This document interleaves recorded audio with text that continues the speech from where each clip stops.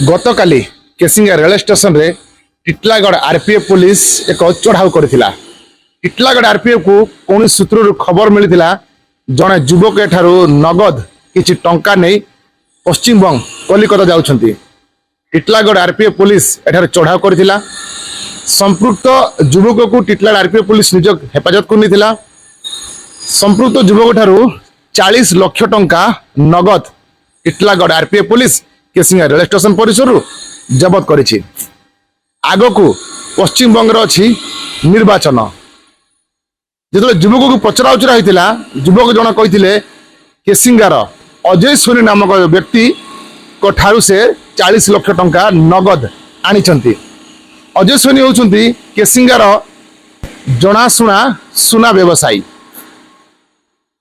आगकू रही निर्वाचन।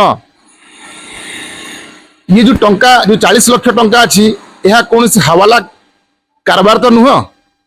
सेपटे आज टिटलागढ़ आरपीएफ पुलिस स्टेशन रे आयकर विभाग एक टीम मध्य पहुंची तार तांकर तदंत आरंभ करिछि। देखा जाऊ ए तदंतर दिग केउठी जाउची, टंका किए देइथिला, काहाकू देइथिला एवं के उद्देश्य देइथिला। आगकू रहिछि पश्चिम बंग रे निर्वाचन। ये जो 40 लाख टंका अच्छी ये टंका कौन सी हवाला कारबार तो नुह। कहीं नगद टंका से कहीं एते परिमाण देले ताहा उठुची बड़ा प्रश्न।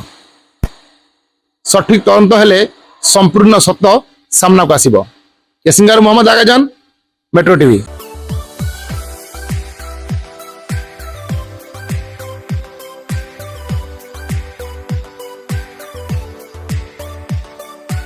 हॉलमार्क ऑर्नामेंट्स स्वप्नरू सत जाए।